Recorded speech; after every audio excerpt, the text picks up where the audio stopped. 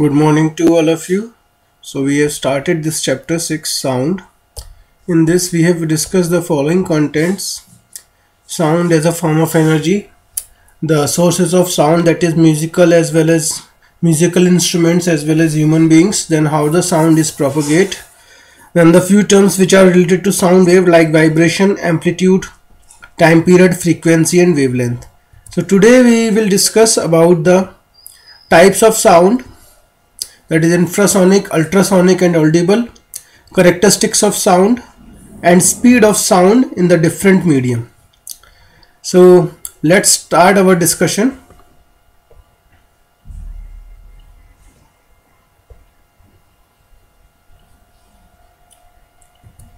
Okay, so the types of sound.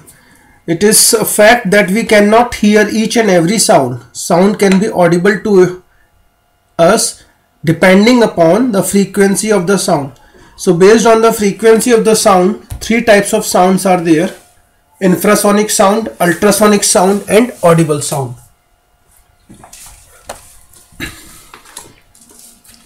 Now let's discuss the very first type of sound, that is the infrasonic sound.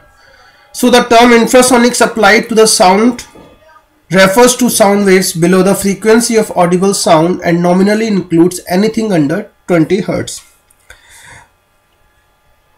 So the audible frequency of the human being is 20 Hz to 20,000 Hz. Anything below 20 Hz is known as infrasonic sound, and that this sound is not audible to the human beings.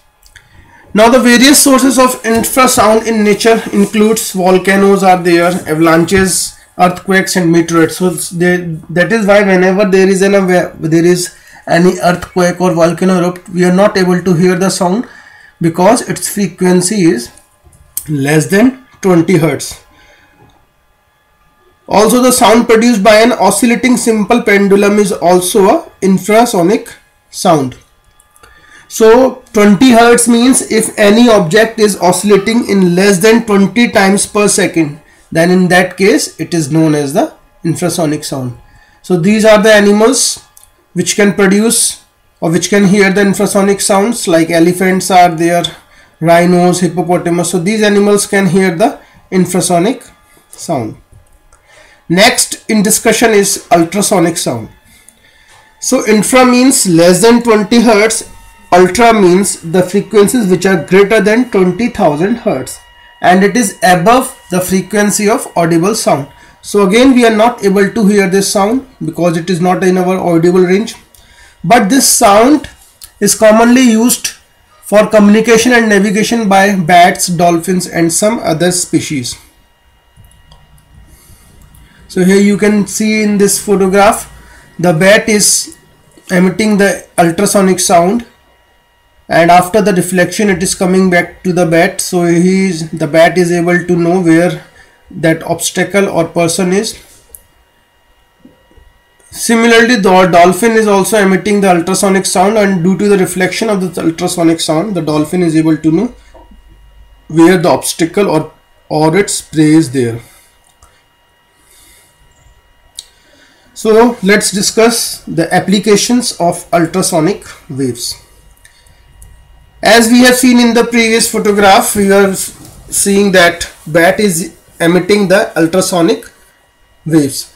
So what actually bat is doing, bat is use ultrasound to catch a prey by using the phenomena of reflection of sound waves.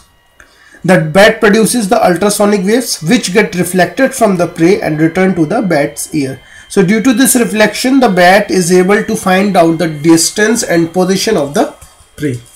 Like in this photo also you can see obstacle is there like a tree or its prey are there. So whenever the bats emit ultrasound, it strike the obstacle or any prey, and after that it is reflected back. So due to this reflection, the bat is able to know from where these sounds are coming. These reflected waves are detected by the bats as an echo. Now as you have many times heard the terms that ultrasound, so that ultrasound is basically, in this, ultrasonic sound is used to obtain the images of internal organs of the body. Due to these images, doctor detect any abnormalities in the organ, and doctor also use ultrasonic waves to detect the development of unborn baby inside the mother's womb during the pregnancy. So here are the two images from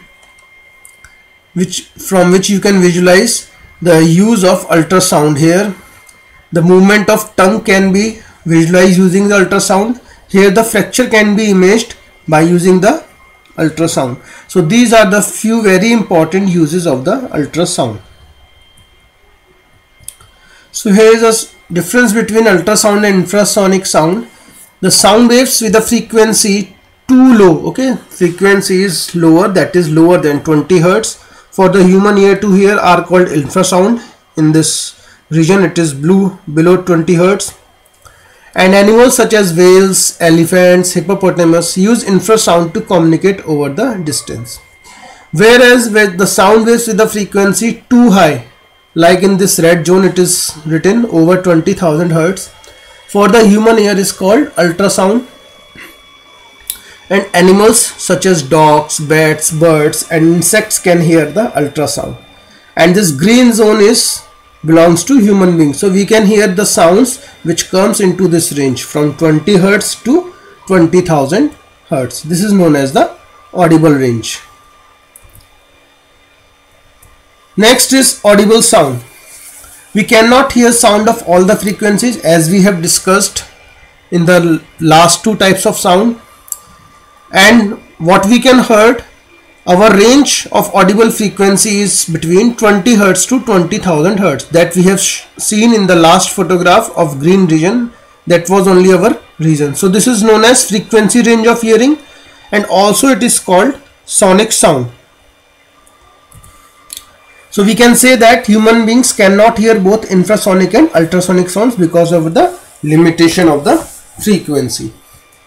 So remember this range of human beings, 20 Hertz to 20,000 Hertz. Anything below 20 Hertz will be infrasonic, and anything above 20,000 Hertz will be known as the ultrasonic.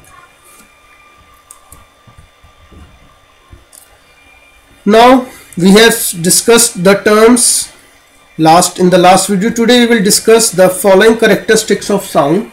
So there are three characteristics of sound we will discuss: loudness, pitch, quality. So what is loudness? We already knew the meaning of loudness. Distinguish between the loud and feeble sound. Feeble means softer sound, and it mainly depends on the amplitude. So loudness main dependence of loudness is only on the amplitude, and amplitude we have discussed, it was the displacement of the particle from the mean position, maximum displacement. Where a few factors are also there which affects the loudness: area of vibrating body and distance of the listener from the source of sound. Similarly, pitch distinguish between shriller and flatter sound, and it depends on the frequency of the sound. And as far as quality is concerned, it distinguishes one sound from the other having the same loudness and pitch. So let's discuss these characteristics one by one. First of all, loudness. So with the help of loudness, a loud sound can be distinguished from a faint sound even when they both have the same frequency. So in this, the first sound in this amplitude, see the distance of this point from this black line is this horizontal axis is the mean position. So distance of this point from horizontal axis is lesser than this distance. So we can say this sound is softer because here amplitude of this sound is less than the amplitude of this sound. So the factors which affect the loudness is amplitude of the wave. More is the amplitude, louder is the sound. And as the amplitude increases, loudness also increases. So here you can see that smaller amplitude and the soft sound, larger amplitude, loud sound. It also depends upon the surface area of the vibrating object. Like here you can see in two photographs, two drums are there. Of this drum is having the large surface area to be get vibrated, and this drum is having the smaller area to be vibrated. So when you struck both the drums with the same force, the loudness produced by this drum will be much more than the loudness produced by this drum. So this is one more factor on which loudness of the sound depends. Now next is pitch. So pitch is another characteristics of sound wave, and it allows distinguishing between two sound waves traveling with the same speed and reaching our ears at the same time. That is, the pitch enables us to distinguish between shriller sound and grave sound.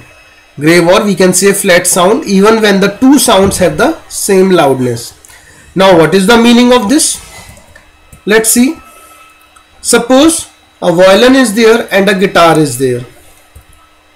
So violin and guitar may be played together, but their sounds are interpreted differently by the brain. Why? Due to the frequency of vibration. So due to this, we are able to identify the sound is coming from from the violin or the guitar. Even easily distinguish between the violin and the guitar just by playing it together, because their sounds are interpreted differently by the brain. Faster the vibration from the source of the sound, higher is the frequency, higher is the pitch. So in this you can see frequency of vibration is more than frequency of vibration in this case. So this sound is the shriller sound because of the higher frequency. But in this the frequency is lower. So what was the frequency? Frequency was number of vibrations produced in 1 second. So if you can see it very clearly here, number of vibrations produced are much less than the number of vibrations produced in this per second. So this type of sound is shriller, but due to the low frequency and lower pitch, this sound is called flat or grave sound. So we can say very easily now that pitch mainly depends upon the frequency of the sound. As the frequency increases, pitch also increases. Now examples of different pitch. The voice of males and female can be easily distinguished without seeing them. Even they have same loudness. So even the loudness is same, but due to the short vocal cords of women as compared to large vocal cords of men, the woman can produce the sound with the higher frequency than the sound produced by the man, that is lower frequency. So the sound produced by the woman is the shriller sound, whereas the sound produced by the man is the flat or grave sound. So this due to help of this characteristic, we can easily distinguish between the voice of male as well as female.